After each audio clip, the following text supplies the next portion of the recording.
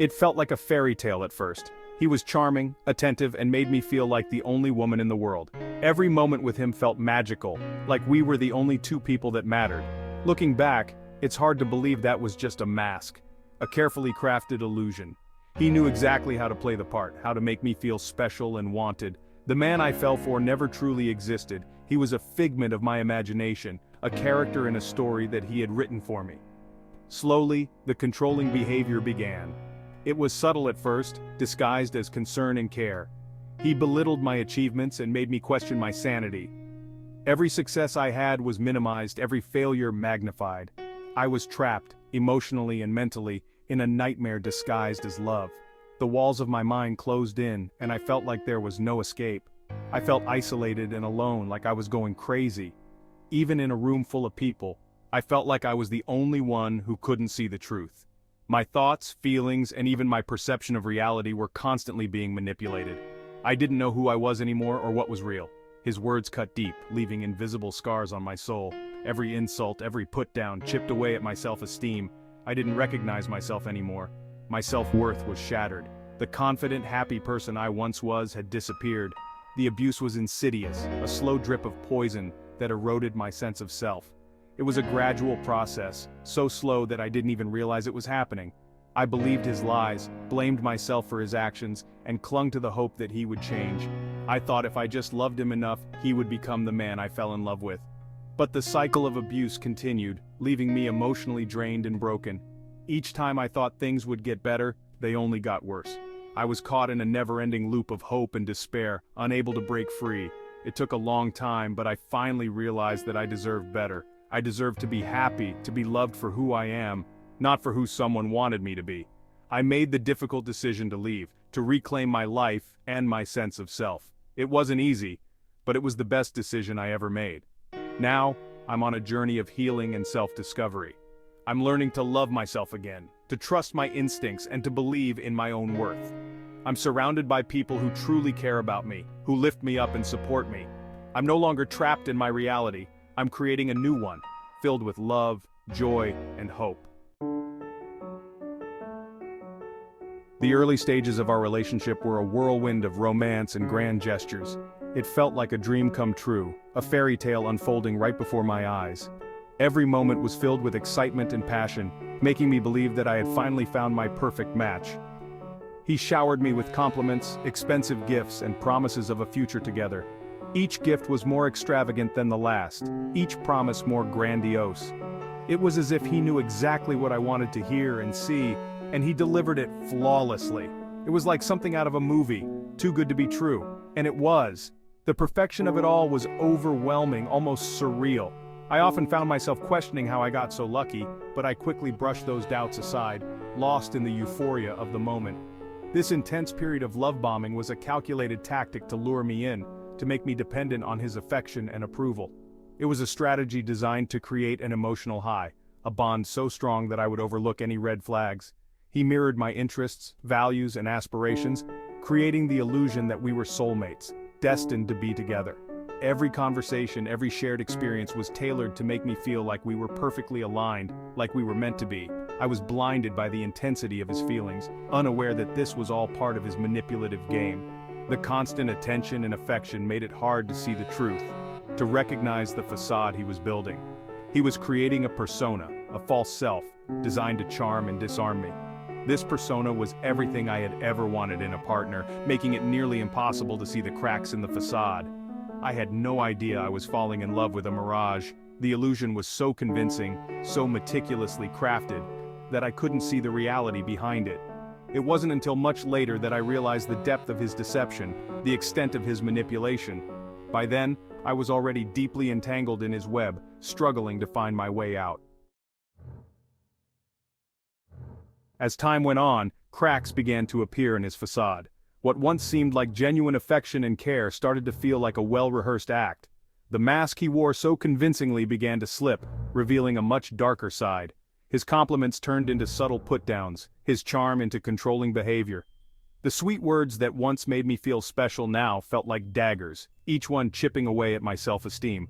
His charm, which initially drew me in, became a tool for manipulation, a way to control my every move. He would criticize my appearance, my friends, and even my family, isolating me from my support system.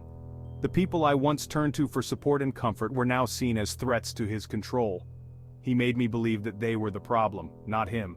Slowly, I found myself more and more alone, trapped in a web of his making. When I tried to confront him about his behavior, he would deny it, twist the truth, and make me doubt my own sanity. Every attempt to address the issues was met with deflection and manipulation. He had a way of turning the tables, making me feel like I was the one at fault. He would tell me I was overreacting, too sensitive, or imagining things. His words were like poison, seeping into my mind and making me question my own feelings and perceptions. I began to doubt myself, wondering if I was truly the problem. This tactic, known as gaslighting, left me feeling confused, disoriented, and questioning my own perception of reality.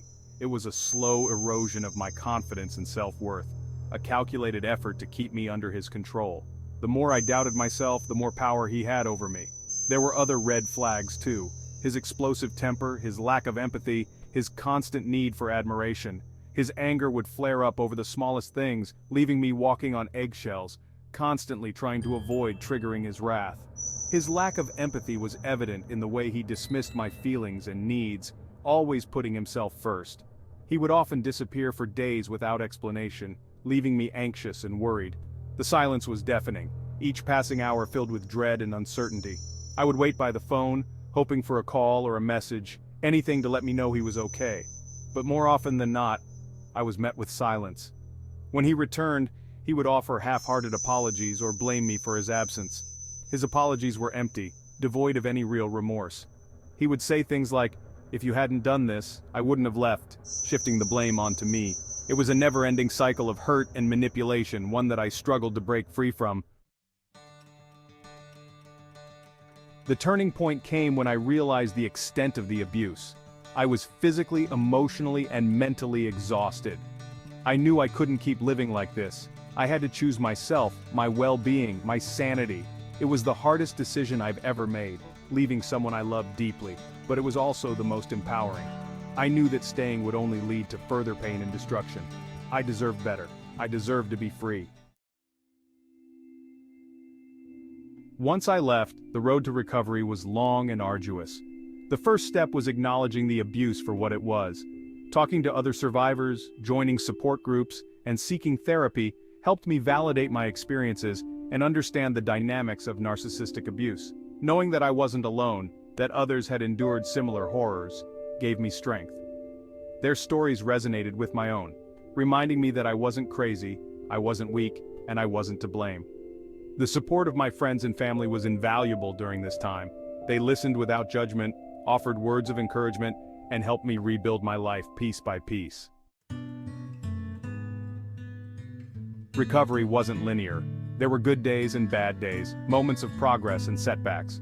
But I was determined to heal, to reclaim my life and my identity.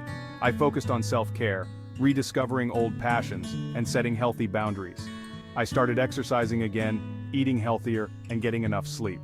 I reconnected with friends I had lost touch with, and pursued new hobbies. I rediscovered my love for writing, which became a therapeutic outlet for my pain and a way to connect with others. Therapy played a crucial role in my recovery. It provided me with a safe space to process my trauma, challenge negative thought patterns, and develop coping mechanisms for dealing with the emotional fallout of the abuse. My therapist helped me understand the psychology behind narcissistic abuse, the tactics used by abusers, and the long-term effects on victims. She taught me how to set boundaries, rebuild my self-esteem, and create a healthier, happier future for myself. Healing from narcissistic abuse is not about erasing the past or forgetting the pain. It's about integrating the experience, learning from it, and emerging stronger on the other side. It's about rediscovering who you are, independent of the abuse. I learned to forgive myself for the mistakes I made, for staying as long as I did. I learned to embrace my vulnerabilities, my imperfections, my strength. I learned to love myself again, unconditionally and unapologetically. My journey through narcissistic abuse was the most challenging experience of my life, but it was also the most transformative. It forced me to confront my deepest fears, to find strength I didn't know I possessed, and to redefine myself on my own terms. I emerged from the ashes of abuse a survivor, a warrior, a testament to the resilience of the human spirit. My story is not one of victimhood, but one of triumph, of overcoming adversity, and finding hope in the face of darkness. If you're reading this and you see yourself in my story, please know that you are not alone. Narcissistic abuse is a pervasive problem affecting millions of people worldwide. But there is hope, there is help, there is healing. Reach out to a trusted friend, family member, therapist, or support group. There are resources available to help you escape the abuse, heal from the trauma, and rebuild your life. You deserve to be safe, respected, and loved. By sharing my story, I hope to empower other survivors to find their voices, to break the silence, and to reclaim their lives. Together, we can raise awareness about narcissistic abuse, challenge the stigma surrounding it, and create a world where victims are heard, believed, and supported. Your voice matters, your story matters. You are not defined by the abuse you endured. You are a survivor, and you are worthy of love, happiness, and a bright future. Never stop fighting for yourself, for your healing, for your freedom.